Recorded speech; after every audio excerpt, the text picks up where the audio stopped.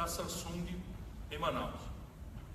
É um negócio de primeiríssimo mundo. Agora, 100% dos componentes vêm Global Source, e nós estamos montando lá casquinha de plástico, não sei o que e tal, e evidentemente que o nível de sofisticação vai nos agravando a dependência. Mas a casquinha de plástico, será que não é possível a gente criar uma ferramenta de incentivo para ser produzida aqui no Brasil? Enfim, funciona assim. É pedagógico, tem que ir em cima. O que não pode é achar que o laissez-faire, que o mercado sozinho resolve. Por isso que o Trump, eu não sei o que ele será como futuro. Também só o meu medinho do que ele pode ser no futuro. Mas eu comemorei a vitória dele, porque ele foi uma duríssima, contundente e definitiva vitória política do centro do império contra o neoliberalismo e o rentismo financeiro. Está falando em emprego, está falando em política industrial, está discutindo taxa de câmbio com a Angela Merkel. Opa, então a gente aqui também pode. Boa noite, Ciro. Boa noite. Minha dúvida é a seguinte, a participação, como você vê a participação do Estado? Porque, por exemplo, a gente tem num ponto a Noruega, a gente tem como imposto de renda 41% do imposto de renda da renda norueguesa é devolvida para o Estado, é pago para o Estado, e aí, numa contrapartida tem o auxílio maternidade que é pago 9 meses pelo próprio Estado. E por um outro lado a gente tem os Estados Unidos, que é mais ou menos o neoliberalismo com maior economia. E no Brasil a gente fica no meio termo disso. A gente paga grandes impostos, uma das maiores cargas tributárias do mundo, e não tem um serviço público a quem? No qual a gente na saúde tem que pagar o plano de saúde e pagar os impostos da saúde. A gente tem que pagar o carro e o imposto e as concessões de rodovias para isso. E aí, por outro lado, o serviço público ele é caro, mas não é eficaz. E aí tem que fazer concessões de rodovias, aeroportos, de toda essa nossa infraestrutura, mas pagando muito imposto. Como que a gente fica nesse meio termo? Primeiro, parabéns pela qualidade da sua pergunta. Esse é o ponto do novo pacto. Se nós encerrarmos a nossa confusão mental, né, em relação à ideia de que o Estado tem ou não tem um papel estratégico a cumprir na economia política, aí nós vamos ter que discutir, né, superar esta premissa, nós vamos ter que discutir esta contradição. Não é fato que o Brasil tem uma das maiores cargas tributárias do mundo. É fato, doído, que nós temos uma carga tributária que não tem nenhuma proporcionalidade com a qualidade do serviço, né, obrigando a classe média a pagar dobrado para viver. Porque ela paga imposto como assalariado, que morre no imposto de renda na fonte, por regra, e paga planos filhos. O medo e a segurança pública está colapsada e é usuária de infraestruturas muito precárias. Isso é um olhar correto sempre. Agora, a carga tributária brasileira é assim e o não retorno é assim por uma explicação clara, que é o desenho do conflito distributivo brasileiro. Então vamos lá, nós estamos de acordo que a carga é alta, não é uma das mais altas do mundo, mas é alta. Então vamos lá, o Brasil está com a carga tributária de 36% do PIB, é muita coisa para o que devolve. Se eu acabei de dizer que nós vamos investir 1,3%, 1,4% do PIB, juntando União, Estados e municípios, não é para aí que está indo a carga tributária, concorda? Não é para o investimento, tá certo?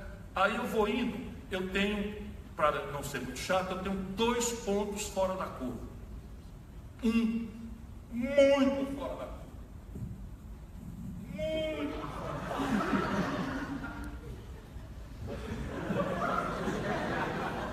Totalmente fora da curva. Juro para banco. Serão 13 a 14% esse ano. 13 a 14% esse ano. Depois nós temos um outro ponto que está saindo da curva e merece uma atenção, não como está sendo dita, mas é um assunto que merece uma reflexão, de novo, com inteligência, sem interdição mental, que é o que está nos ferrando a vida. Previdência social. Então a Previdência Social hoje não tem déficit, mas a União Federal tem um déficit muito grande, e para compensar esse déficit muito grande, ela está subtraindo 30% das receitas vinculadas ao financiamento da Previdência. Então é aí que está o dos íris. Como é que o governo tem coragem de mentir para a sociedade que tem um déficit? Aliás, Fernando Henrique, Lula, Dilma e Michel Temer. Por quê? A receita da Previdência se constitui de contribuição social sobre o lucro líquido. Deixa eu ser chato para a gente estudar esse assunto e obrigar os políticos a repetir. Quando os outros partidos, os outros candidatos pedem, doutor, conte aí a sua história da Previdência. Não vem enrolar não, aqui com o negócio de vestir de gari, varreta, muito legal isso aí. A Previdência, como é que vai resolver o problema? Não vai não. Não, fica em cima do muro, está lá com uma marina, não dá uma opinião sobre nenhum assunto e acha que pode compensar as coisas enrolando um chá na goela. Vai ter que dizer como é que vai resolver o problema.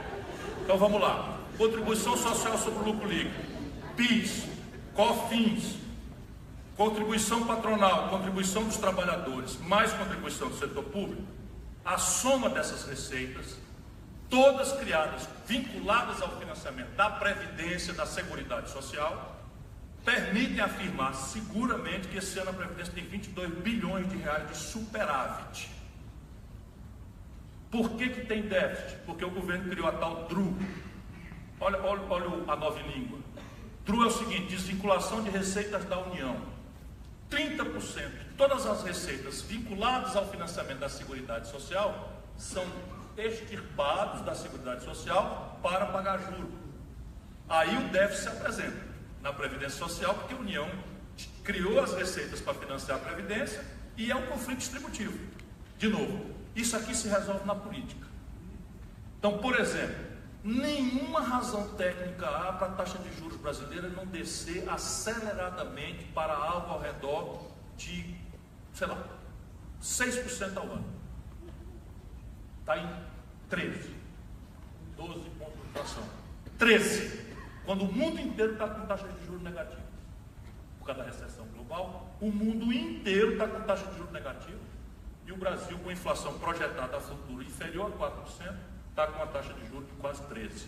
Se for uma taxa de juros de 6%, nós estamos com 2% de juros real. E você subtrai aqui, dos 12,5% do PIB, você tira os 4% do PIB para ir drenando, aí sim, conflito distributivo. Quer ir para onde o dinheiro? Podemos discutir. Com os liberais, eles querem que reduza a carga tributária. Querem que reduza as contribuições previdenciárias, que são, afinal de contas, oneradoras da folha de trabalho, etc, etc. Eu topo discutir. Nós outros, que pensamos no conjunto do povo, precisamos acelerar o investimento, gerar emprego, desamarrar a economia do país. E esse é o conflito. E eu não tenho um preconceito com liberal nenhum, eu apenas quero ter clareza. O que não é razoável é você ser liberal com o Estado Nacional Brasileiro cobrando essa carga tributária para financiar o rentismo, e os liberais sobem nas coisas e não denunciam isso. Que não é a turma que vai se manifestar em favor do Sérgio Moro e não denuncia a corrupção do governo dele. Assim é duro, né?